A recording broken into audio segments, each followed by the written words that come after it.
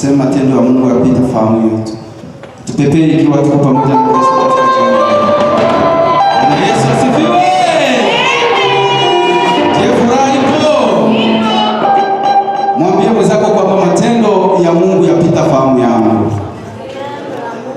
Mwambie matendo ya Mungu iko napita fahamu yangu. Bwana Yesu asifiwe sana. Acha nikwambie kitu kimoja.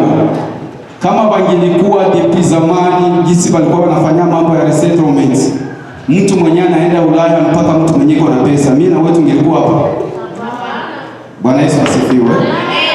Kama wangeliangalia kabisa wenyewe wako na qualification ya kuweza kukuja Ulaya, je, mimi na wewe kwetu tungelikuwa hapa? Matendo ya Mungu yanapita fahamu yetu. Bwana Yesu asifiwe sana. Kama wangeliangalia qualification ya mtu anastahili kuwa na gari, je, mimi na wewe tungelikuwa na gari? Bwana Yesu asifiwe sana. Kama wangeliangalia qualification ya mtu mwenyewe anastahili kuwa na account kule kwetu Kongo, je, mimi na wewe tungelikuwa na account ya benki? Matendo ya Mungu yanapita fahamu yetu. Bwana Yesu asifiwe sana. Hivi jinsi ulivyo leo haiko kwa sababu unastahili kuwa hivyo, ni kwa neema ya Mungu. Sasa mchungaji alikuwa anahubiri, alikuwa anafundisha juu ya neema. Nilikuwa nasikia kama yuko ananiambia niambie tu. Bwana Yesu asifiwe. Amen. Ubaya wetu tunakuwa watu wenyewe tuko tunakuya, tunaingia mkanisa na tunatoka kama vile tulikuja, ndio problem yetu. Hakuna mtu yuko anachukua notes, hakuna hata mtu mmoja. Kule kwetu Kongo, wazee wetu ambao walishika Injili, ikiwa sisi tunasimama hivi kwa sababu wazee wetu walitufundisha, walikuwa na ile zoezi wakiingia mkanisa wanachukua notes. Na njoo maana kanisa liliendelea. Lakini niko naona kanisa la kesho liko na shida. Maana watumishi wa kesho ni nyinyi, viongozi wa kesho ni nyinyi. Sasa hamna msingi. Kwa hiyo kanisa la kesho linafanana litakosa msingi. Bwana Yesu atuhurumie sana. Juu hamshiki kitu chochote kile. Na njoo maana hata ukiangalia wanafunzi kwa siku ya leo ndani ya masomo, wengine weko wanaenda kusikia tu, wanakuwa kama electeur. Baada sikiliza tu anatoka. Hakuna kuchukua noti. Mungu atuhurumie sana. Banasemaga Bafaransa aseme les paroles s'envolent mais les écrits restent. Aseme kile kinyo unasikia kinaendaga sana unaweza kukisaulika, lakini kile kinyo unaandika kinabakiaga. Probleme yetu kwa siku ya leo, tunakuwa watu wenye kutembea na ulimwengu kisi unasema. Uko na simu, uko busy tu na simu. Mungu atuhurumie sana. Basi tunaenda kusema kwa ajili ya neno la Mungu. Tuko najifunza juu ya ubatizo. Tulianza ubatizo, temu yetu ya ubatizo depuis wiki iliyopita na leo tunaenda kuhitimisha.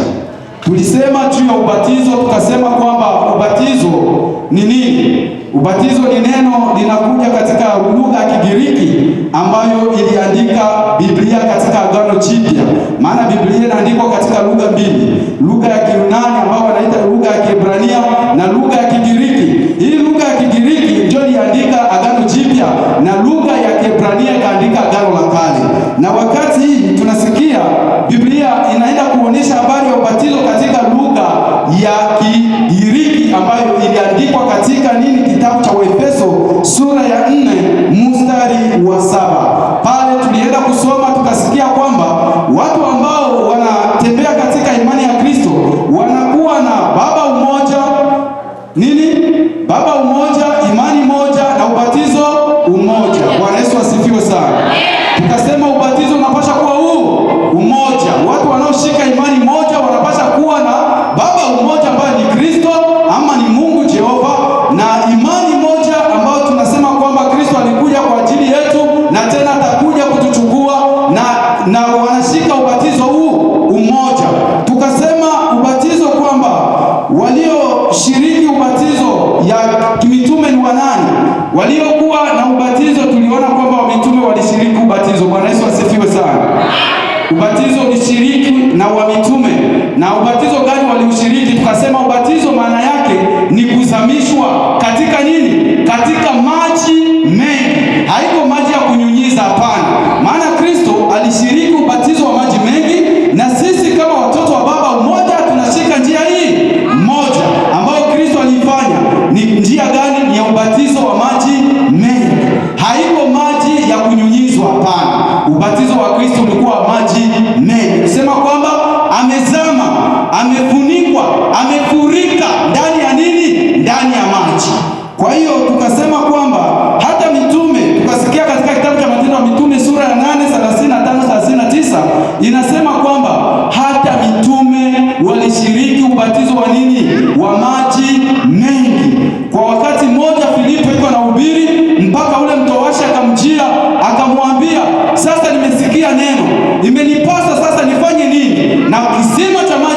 hapa. Mtowashi akamwambia inabidi nibatizwe. Moja kwa moja ule Filipo kama mtume wa Yesu Kristo ambaye aliendelesha injili ya Kristo akasema kwamba inakubidi kweli uweze kubatizwa. Wakashuka kwenye ngamia wenyewe walikuwepo, wakaenda kisimani, wakaenda kubatiza. Wakati walibatiza, Biblia yangu inasema kama ule mtowashi akawa ameanza hatua ya Ukristo. Bwana Yesu asifiwe. Tukasema kitu kingine, ni nani ambaye anastahili kubatizwa? Tukasema kwamba anayestahili kubatizwa ni mtu mzima, haiko mtoto, hapana. Mafundisho ya kubatiza mtoto ni mafundisho upotovu. Bwana Yesu aturumie sana. Lakini mafundisho ya kweli ni mafundisho ya kumbatiza mtu mzima. Maana baada ya ubatizo, ukisha kubatizwa, Biblia inasema kwamba aseme katika Mathayo 28 akasema enendeni duniani pote mkawafanye wanani wa mataifa kuwa watu wangu, mkiwahubiri, na kisha kuwahubiri wanasikia ile neno mlibahubiri, baadaye mnababatiza. Mkisha kuwabatiza mnawafundisha kushika yote niliyowaagiza, kisha wale watu nao wanakuwa wanani? Wafuasi wa Kristo. Kwa hiyo mtu mwenyewe anaenda kubatizwa ni mtu ambaye ameshakuwa na akili, ni mtu ambaye ameshakuelewa mema na mabaya, kwa ajili hukumu wa Yesu Kristo utakuwa hukumu wa haki, haiko kwamba ukusikiaga. Tukasema katika kitabu cha Wakolosai sura ya 2 mstari wa 12 unaweza kusoma. Tukasema kwa ajili ya kitu kingine, tukasema maana ya ubatizo. Ubatizo tukasema kwamba uko na maana yake ya mkubwa sana. Watu wengi tunafanya ubatizo kama vile geste, kama vile ni pastime. Ubatizo haiko pastime. Mtu akisema kwamba amebatizwa anapasha kuwa na karakta hizi ambazo nitaenda kuzitaja. Wenyewe tumebatizwa tupandishwe kwa vidole juu. Bwana Yesu asifiwe. Bwana Yesu asifiwe. Kwa hiyo ni furaha sana, kwa maana kanisa ni kanisa la waliobatizwa. Wenyewe hawajabatizwa tupandishe vidole juu. Wenyewe hawajabatizwa, wenyewe hawajabatizwa, wenyewe hawajabatizwa. Mungu asifiwe sana, wapo. Kwa hiyo itaweza kuwa faida sana kama utaenda kusikia neno. Biblia inasema ubatizo uko na faida. Faida yake ya kwanza ni kuwa na hatua ya kujiorozesha katika kitabu cha mbingu.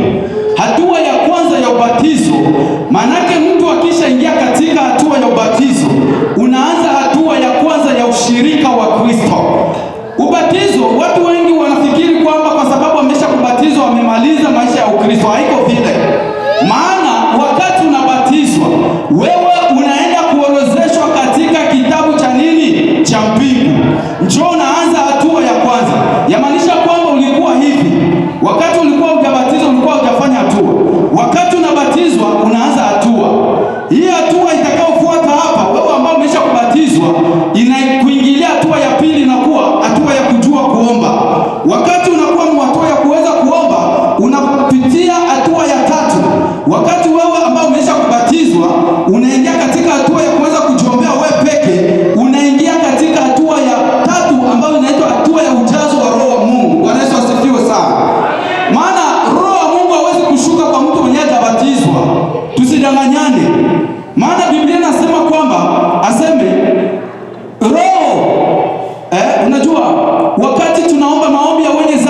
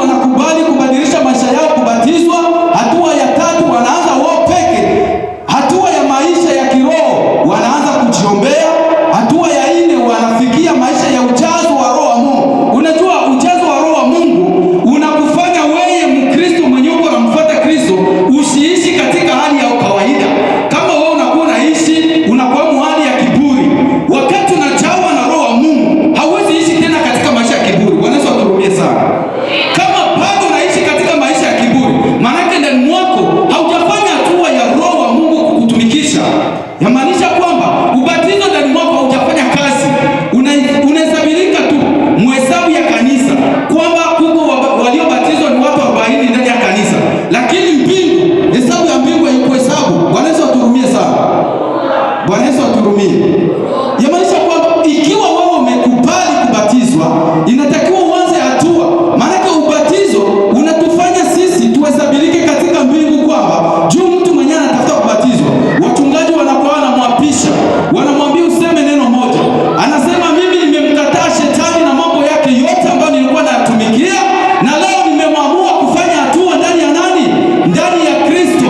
Yamaanisha kwamba nimeacha utu wa kale na nimekuwa na utu upya. Kuwa na utu upya ni kuwa na roho wa Mungu ndani mwako, kuanza kutumikishwa tofauti na jinsi ulikuwa unajitumikisha. Kama ulikuwa unatumika jinsi unapenda, ulikuwa unaishi katika usharati jinsi unapenda, ulikuwa unaishi katika uzinifu jinsi unapenda, kama ulikuwa unaishi katika uchawi jinsi unapenda, lakini wakati umeisha kuwa katika maisha ya ubatizo, ubatizo wa Kristo, sisemi ubatizo wa maji. Bwana Yesu asifiwe. Ubatizo wa Kristo yamaanisha kwamba unatakiwa kutembea kama mwana wa Mungu. Biblia inasema kwamba katika kitabu cha Yohana sura ya 4 mstari wa 24, Biblia inasema waabudio halisi watamwabudu Mungu katika roho na kweli. Na wale watakao mwabudu Mungu katika roho na kweli, hao ni wanani? Ndio wana wa Mungu. Kama wewe roho hajakuwa ndani mwako, wewe ni mtoto wa Mungu, hauko mwana wa Mungu. Maana kuna tofauti ya mtoto wa Mungu na mwana wa Mungu. Mtoto wa Mungu ni sie bote tulizalika na Mungu, sie bote tulizalika na Mungu. Lakini sasa kuko hatua, ingawaje umeshakuwa mtoto, unatakiwa kuwa mwana. Mwana ni nani? Biblia katika Yohana sura ya 1 mstari wa 12 inasema wote waliompokea Kristo aliwapa uwezo wa kufanyika kuwa nani? Wana wa Mungu, waliofanyika si kwa mapenzi ya mwili wala mapenzi ya damu, bali kwa mapenzi ya Roho Mtakatifu. Bwana Yesu asifiwe. Kumbe unaweza kuzalika kwa mapenzi ya Roho ikiwa unakubali kuzalika katika mapenzi ya Roho. Unajua Yesu wakati alikutana na Nikodemo alimwambia kwamba kuna kuzalika mara mbili. Bwana Yesu asifiwe. Kuna kuzalika ya mara ya kwanza, kuzalika katika maji, na kuzalika ya mara ya pili, kuzalika katika Roho. Wewe mwenyewe umebatizwa, hautakiwi kuishia katika hatua ya kubatizwa. Unatakiwa kuishia katika hatua ya kuishi katika maisha ya utakatifu. Na njia ya hatua ya kuishi katika maisha ya utakatifu ndio haya: uwe mtu mwenyewe unapenda maombi. Bwana Yesu asifiwe. Bwana Yesu asifiwe. Uwe mtu ambaye unapenda ujao wa Roho wa Mungu ndani mwako. Bwana Yesu asifiwe. Hatua ya 4, uwe mtu ambaye unapenda kufunga. Mchungaji katika kanisa, ukiona unapanga kifungo ndani ya kanisa na watu wenyewe walibatizwa, uliona sisi wote tulipandisha vidole, alafu unasema twende kufunga, wengine wako wanakwepa, useme kwamba ubatizo wa Roho wa Mungu hautakuwa ndani ya watu. Bwana Yesu aturumie sana. Bwana Yesu aturumie. Kanisa ya Mungu inatakiwa kubatizwa katika roho na kweli. Ndiyo kanisa la Mungu liko na mngoja Kristo kuja mara ya pili. Lakini kanisa lile linangoja shetani kuja kuwachukua, haliwezi kubatizwa kwa roho. Bwana Yesu aturumie. Kuko wanaomngoja shetani, tunamngoja Kristo kuja mara ya pili. Na hatua ya mwisho ni kuwa mwenye kuishi katika mafundisho ya Kristo. Mtu ambaye amebatizwa ni mtu ambaye anatafuta usiku na mchana namna gani kuishi katika mafundisho ya Kristo. Ndio maana katika ile vesi ya Mathayo 28 inasema kwamba mkisha kuwahubiri, mkawabatiza, na mkisha kuwabatiza muwafundishe. Bwana Yesu asifiwe sana. Leo tuko nafundisha, mimi siko nahubiri. Mimi niko nafundisha juu ya ubatizo. Nasema juu ya faida ya ubatizo ni kufa pamoja na Kristo na kutangaza mauti ya Kristo. Ninapenda nikuambie ubatizo huu ambao labda wewe hauzoei, ndio leo niko nataka nizungumze. Bwana Yesu asifiwe. Labda ulikuwa unajua tu kubatizwa ni ndani ya maji na unatoka na unaenda basi unabatizwa. Bwana Yesu aturumie sana. Haiko hivyo tu. Kuko maubatizo zingine. Biblia inasema kwa ajili ya ubatizo wa Roho. Biblia inasema wakati Yesu Kristo alibatizwa, ndo mtoto wa Mungu, ilibidi abatizwe na katika Roho.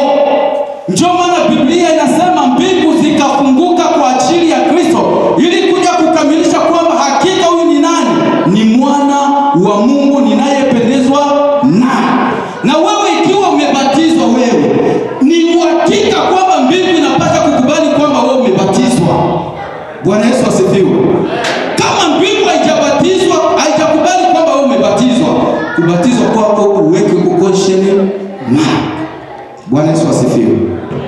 Wako wengi ambao wanaisha lakini hawajui kama mbingu imekubali ubatizo wao. Utajuaje kama mbingu imekubali ubatizo wako? Bwana Yesu asifiwe. Mkristo ambao uko naishi ndani ya kanisa, utajuaje kama mbingu imekubali ubatizo wako? Njoo swali yenyewe ninakuuliza kwa siku ya leo. Uko miaka mingi ndani ya kanisa, lakini unajiita umebatizwa.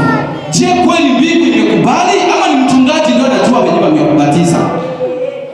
Yawezekana mchungaji ndio anajua tu kama umebatizwa. Hesabu ya kanisa ya watu waliobatizwa, labda mchungaji, mwalimu, sekretari wa kanisa, mkurugenzi wa kanisa ndio anajua kama wewe umebatizwa, lakini mbingu haijui kama umebatizwa. Faida yetu haiko mchungaji ajue kama umebatizwa. Faida yetu ujue kama mchungaji ni mkamilishi tu, yeye ni mwakilishi wa Kristo hapa chini ya jua. Faida yetu ya ubatizo ni mbingu ikubali kwamba wewe umebatizwa. Maana Biblia inasema wale walioorozeshwa katika kitabu cha mbingu, wale ndio wana mamlaka, wale ndio wana uwezo wa kuona mbingu. Kama haujaorozeshwa, kama wewe haujakuwa katika kitabu cha mbingu, yamaanisha kwamba ubatizo wako uliofanya uko na duty. Bwana Yesu asifiwe. Nataka niongee kwa sababu ya ubatizo mwingine hapa ambao unaitwa ubatizo wa mateso. Ndio ubatizo nitamalizia kwa siku ya leo. Niliongea kwa sababu ya ubatizo, nikasema ubatizo ni nini, na nikaonesha umuhimu wa ubatizo, na nikaonesha nani anastahili kubatizwa. Bwana Yesu asifiwe sana. Usiseme kama ukusikiaga, kama wewe hujabatizwa, ile ni kwako. Mungu hawezi kugusa, anaweza kugusa vitu vingine vyote kwako, lakini choice hawezi kuigusa kwako. Kuchagua ni kwako wewe pekee. Kama utaenda jehanamu wala utaenda mbinguni, kuchagua ni kwako. Mungu anatutuma tuko wa message, tunakuja kutoa neno, lakini wewe mwenyewe umesikia, ubaki uko na tafakari. Ukiona linakufaa kuishi kisi unaishi, basi haya haina shida, endelea kuishi kisi unaishi. Lakini napenda nikuhakikishie kwamba Kristo alikuja mara ya pili. Bwana Yesu asifiwe sana. Ubatizo wa mateso. Tusome Luka sura ya 12 na mstari wa 50. Luka 12 na mstari wa 50. Na wengine afungue Isaya 50. Bado biko na Biblia. Nitasema verse 3 na tuzifungue tuzisome na ndio tutamalizia pale. Luka 12 mstari wa 50. Mwingine atafungua Isaya 50 na mstari wa 6. Mwingine atafungua Mathayo 27 kuanza kwa 27 hadi 43. Hii ya Mathayo nitasoma mimi peke yangu. Isaya 50 hadi 6. Kwanza 6 pale. Lakini nina ubatizo unipasao. Bwana Yesu asifiwe. Naomba msikilize mzuri mchungaji wetu kisiku anasoma. Lakini nina ubatizo unipasao kubatiziwa, nami nina ziki kama nini hata utimizwe. Bwana Yesu asifiwe. Bwana Yesu asifiwe kanisa. Je, tuko hapa? Bwana Yesu asifiwe. Tutaimba hosana, tutaimba hosana, tukizunguka zunguka kwenye kiti cha enzi. Tutaimba hosana, oh wa mama wote, oh tutaimba hosana, tukizunguka kwenye kiti cha enzi. Tutaimba hosana. Bwana Yesu asifiwe. Kristo anawaambia wanafunzi wake, hakupenda kuwafichika, hapana. Na mimi leo sipendi nibafichike. Juu hii ni secret labda ambao unaweza kuwa haujaijuaga. Ninahubiri ama ninafundisha juu ya ubatizo wa mateso. Huu ubatizo wa mateso haiko tu kwa ajili ya mpagani, haiko kwa ajili ya nyama, haiko kwa ajili ya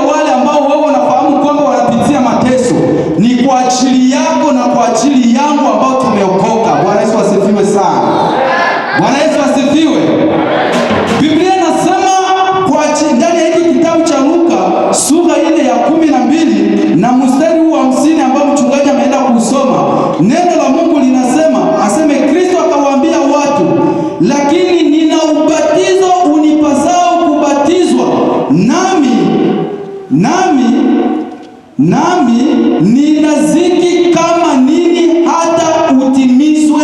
Amen. Bwana Yesu asifiwe.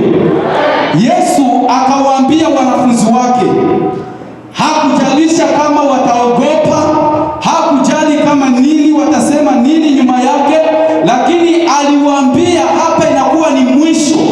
Yesu anaanza enda wakati wa kuteswa kwake. Akawaambia, ingawaje nimebatizwa katika maji, ingawaje nilikuwa na mwenye mlimani kule, mukaona Musa na Eliya wakashuka kuja kunibatiza tena. Maana ubatizo wa Eliya unabashiri ubatizo wa moto. Njoo maana tukaona wakati wa miungu 450 wa Baali. Biblia inasema wakati walipambana na Eliya, Eliya aliomba mbinguni, moto ukafanya nini? Ukashuka ukateketeza madhabahu ya nani? Ya Baali. Ile inabashiri, maana tu ya Eliya inabashiri ubatizo wa moto, na Musa ambaye alishuka kule mlimani, ubatizo ule ambao alionyesha ulikuwa ni ubatizo wa maji.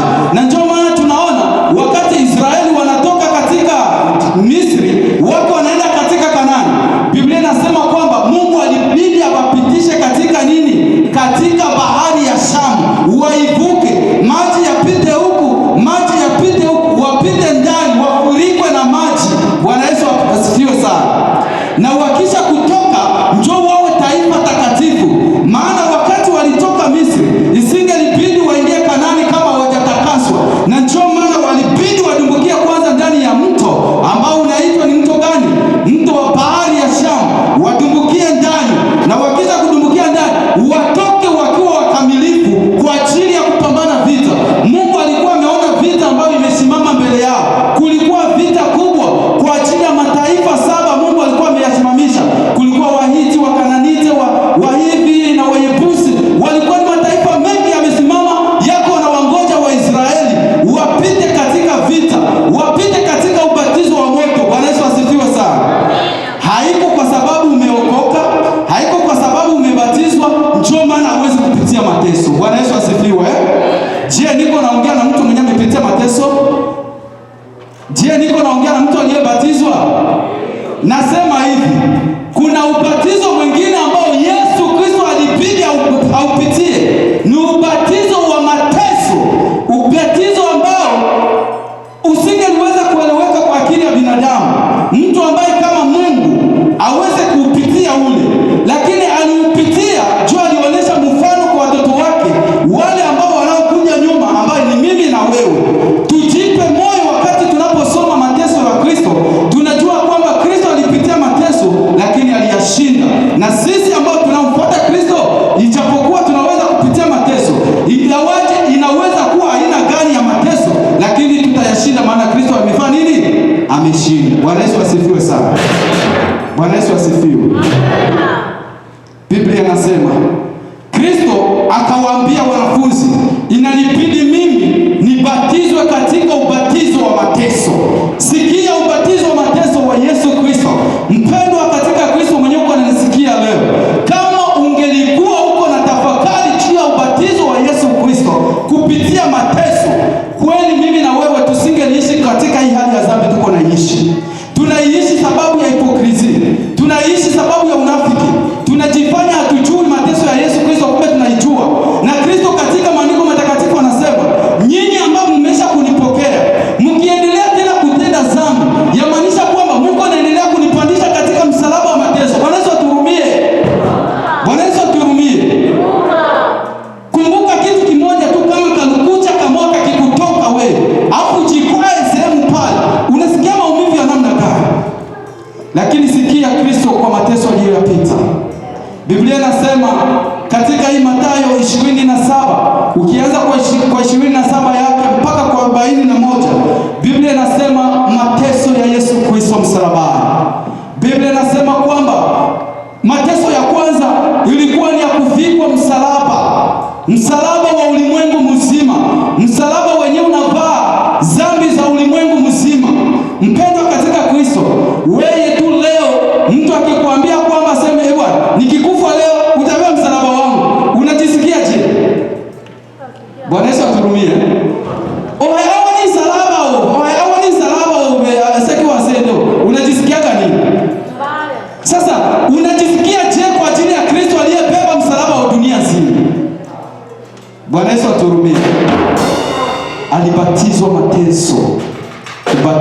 mateso.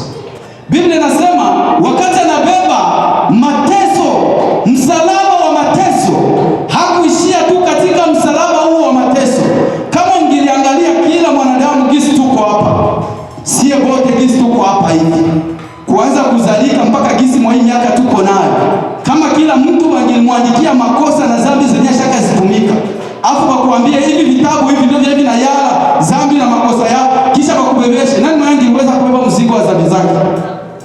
Apanishe kwa kidole. Bwana Yesu aturumie. Ni mzigo mkubwa sana, wawe peke tu, wamie peke, ni waajabu. Sasa wa ulimwengu mzima wenye Kristo aliubeba ni wanamna gani? Ubatizo wa mateso unaomba gharama.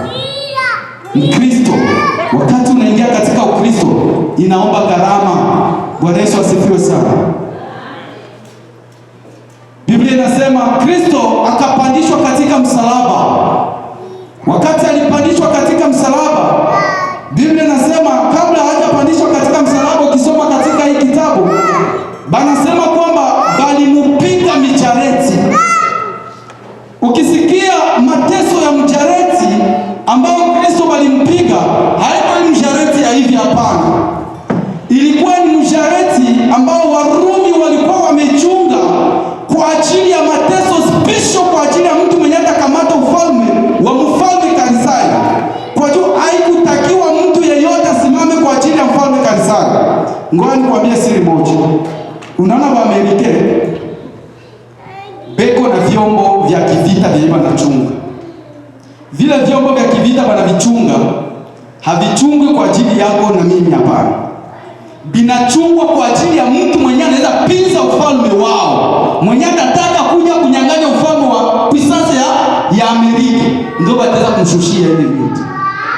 Sasa mfalme naye Caesari kwa ufalme wake ile wakati alikuwa amechunga ile mjareti.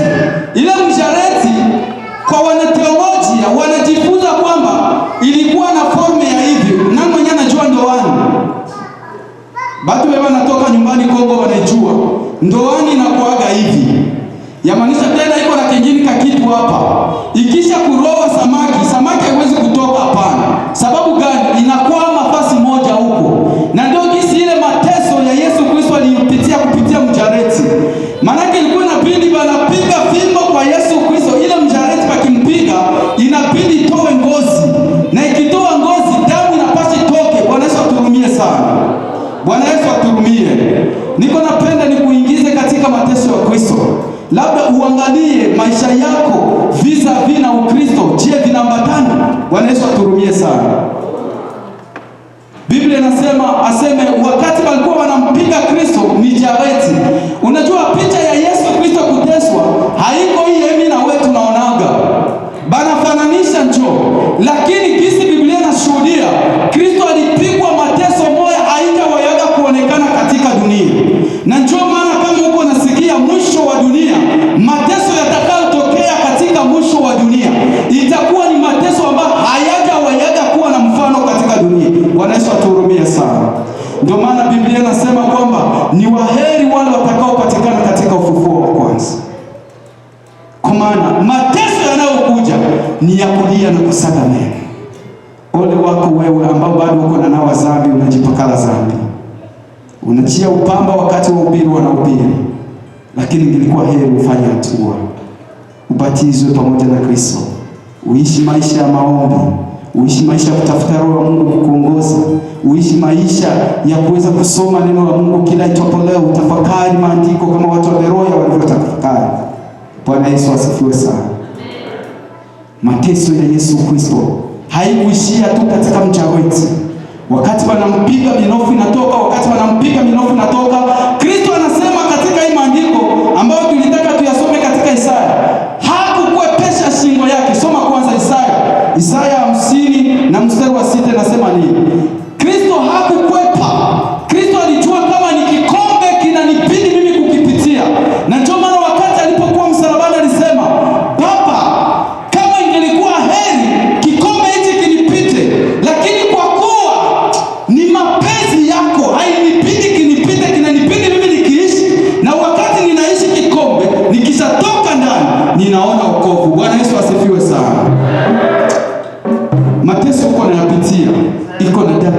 integration yake. Bwana Yesu asifiwe sana. Juu haiko wewe ndio ulianza mateso na haiko wewe ndio wa mwisho. Mateso ilianza kwa Yesu na Yesu alishinda mateso na wewe utashinda mateso. Isaya 50:6 inasema nini? Ndio. Na mstari wa 6 inasema ndio. Yanasema na niwatolea wapigao gongo ndio na wango wao ndio sikuficha uso wangu. Haleluya, Usipate ezea. haleluya. Bwana Yesu asifiwe. Bwana Yesu asifiwe wa Kristo.